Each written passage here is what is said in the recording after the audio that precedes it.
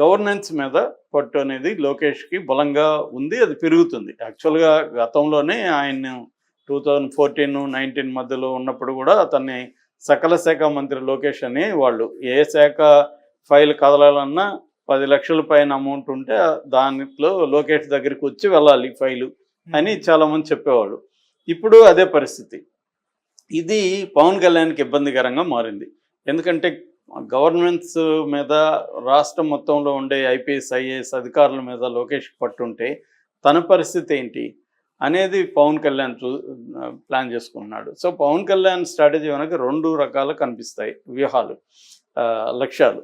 ఒకటేమో లోకేష్ పట్టుని బ్రేక్ చేస్తా రావడం ఎప్పటికప్పుడు. ఎందుకంటే ఇది ఏమీ తెలుగుదేశం ప్రభుత్వం కాదు, సంకీర్ణ ప్రభుత్వం. సంకీర్ణ ప్రభుత్వంలో తెలుగుదేశానికి సంబంధించిన ఒక వ్యక్తి ఎలా గవర్నమెంట్ నడుపుతాడు అన్న ఇది ఉంది. రెండవది, తన ఈ 5 ఏళ్లలో తన పార్టీని తన పర్సనాలిటీని ఎలివేట్ చేసుకోవడం. అంటే నేను క్లీను వీళ్ళు డర్టీ అని చెప్పడం. తెలుగుదేశం కూటమిలో తెలుగుదేశం పార్టీ గవర్నమెంటు అనేక డర్టీ కార్యక్రమాలు చేస్తుంది, నేను దాన్ని గట్టిగా ఎదుర్కొంటున్నాను, నేను గవర్నమెంట్లో ఉన్నా లేకపోయినా ప్రజల పక్షం ఉంటాను అనేది పవన్ కళ్యాణ్కు ఉన్న స్ట్రాటజీ. తను ఎలివేట్ చేసుకోవాలి. ఈ క్రమంలో ఖచ్చితంగా కాన్ఫ్లిక్ట్ ఆఫ్ ఇంట్రెస్ట్ అంటారు.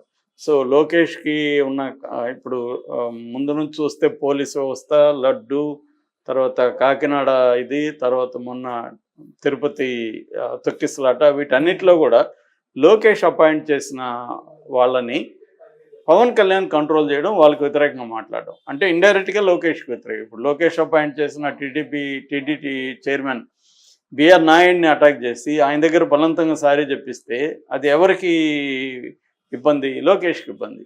అట్లా కాకినాడ పోర్టుకు సంబంధించిన బియ్యం కుంభకోణాన్ని అంతా బయటపెట్టి, బియ్యం కుంభకోణంలో ప్రధానంగా తెలుగుదేశం ఎమ్మెల్యేలు ఉంటారు, కొన్ని చోట్ల జనసేన ఎమ్మెల్యేలు కూడా ఉన్నారు. వాళ్ళకి మద్దతుగా నిలబడుతున్నది ఎవరు? లోకేష్.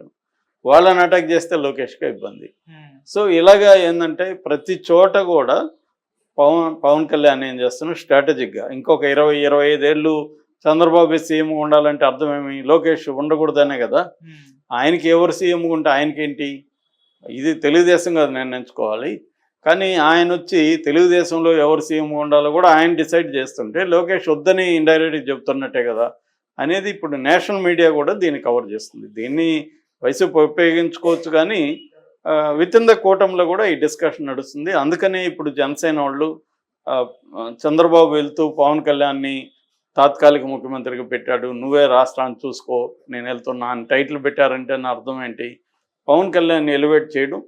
నమస్తే సార్. చంద్రబాబు నాయుడు గారు దావోస్ వెళ్ళబోతున్నారు సార్. అయితే ఈ నేపథ్యంలో ఆయన వెళ్తూ పవన్ కళ్యాణ్ గారిని ఇక్కడ తాత్కాలికంగా సీఎం గా ఉండమని చెప్పారని చెప్పేసి కొన్ని కథనాలు ప్రచారంలో ఉన్నాయి సార్. ఇది లోకేష్ గారికి ఇష్టం లేదని కూడా చెప్తున్నారు.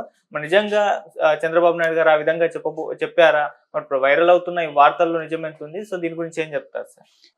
చంద్రబాబు నాయుడు, రేవంత్ రెడ్డి, ఇలాగ చాలా మంది ముఖ్యమంత్రులు దావోస్ వెళ్తున్నారు. దావోస్ మనకు తెలుసు స్విట్జర్లాండ్లో ఉంటుంది. సో మౌంటైన్ రిసార్ట్ టౌన్, అది స్మాల్ ఇది ఉంటుంది, 10,000 పాపులేషన్ అలా ఉంటారు. అందులో వరల్డ్ ఎకనామిక్ ఫోరం అని 1971లో ఏర్పడింది. దాదాపు 1000 రకాల కంపెనీలు, మల్టీనేషనల్ కంపెనీలు ఇందులో బాగా ఉంటాయి. ఈ ఎవ్రీ ఇయర్ జనవరిలో వీళ్ళు అక్కడ వరల్డ్ ఎకనామిక్ ఫోరం సమ్మిట్ అనేది చేస్తారు, ఎకనామిక్ సమ్మిట్. దీంట్లో ప్రపంచవ్యాప్తంగా అనేక దేశాలకు సంబంధించిన పొలిటికల్ లీడర్సు, తర్వాత వివిధ రకాల సామాజిక స్థాయిలో పనిచేసే వాళ్ళు, ప్లస్ కంపెనీల ప్రతినిధులు, సిఇఓలు కావచ్చు, కంపెనీ యజమానులు కావచ్చు, వాళ్ళందరూ కూడా పాల్గొంటారు. ఇవేంటంటే ఆయా దేశాల్లో లేకపోతే మన దేశంలో ఆయా రాష్ట్రాల్లో పెట్టుబడులు ఆహ్వానించడానికి ముఖ్యమంత్రుల స్థాయిలో కానీ లేదా మంత్రుల స్థాయిలో కానీ వెళ్తారు. సో అక్కడ వాళ్ళ ప్రతినిధులు సిఇఓలతో కలిసి ఒప్పందాలు ఏర్పాటు చేసుకుంటారు. బేసిక్గా ఇది దీని యొక్క పర్పస్.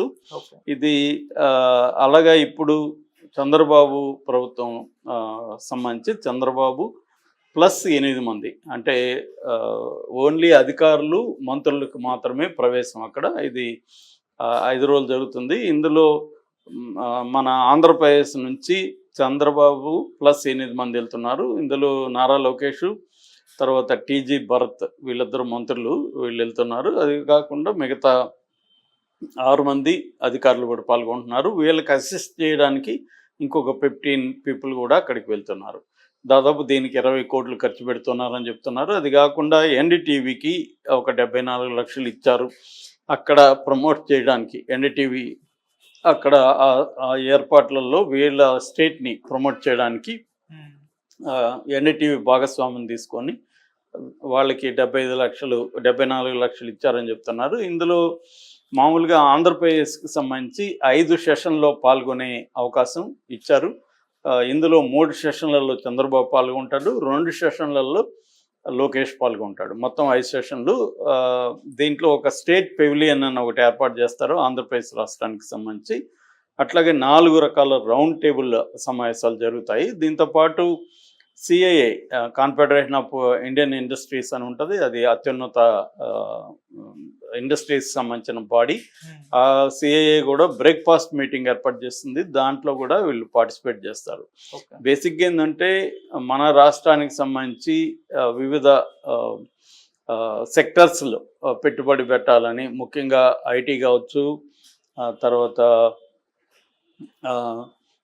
గ్రీన్ ఎనర్జీ కావచ్చు, ఇలాంటి అనేక రంగాల్లో పెట్టుబడులు పెట్టడానికి మన రాష్ట్రంలో ఉండే పారిశ్రామిక విధానం కావచ్చు, తర్వాత గవర్నమెంట్ ఆఫీసులు ఎలా పనిచేస్తున్నాయి, పారిశ్రామిక విధానానికి సంబంధించి మేము ఎటువంటి ప్రొవైడ్ చేస్తున్నాం, అట్లాగే ఏ పరిశ్రమల్లో ఆపర్చునిటీస్ ఉన్నాయి అనేది వాళ్ళకి వివరించడానికి దాదాపు 18 దేశాల సిఇఓలతో ఆల్రెడీ మీటింగ్ ఫిక్స్ అయింది చంద్రబాబు అని చెప్తున్నారు. సో దీనివల్ల మరి ఎన్ని కోట్ల పెట్టుబడులు వస్తాయనేది తెలియదు, కానీ ఇదొక ప్రతిదీ ఒక సందర్భం ఎవ్రీ ఇయర్. ఇలాంటివి చాలా ఉన్నాయి, బట్ ఇది వెరీ పాపులర్ కాబట్టి దీనికి వెళ్ళారు.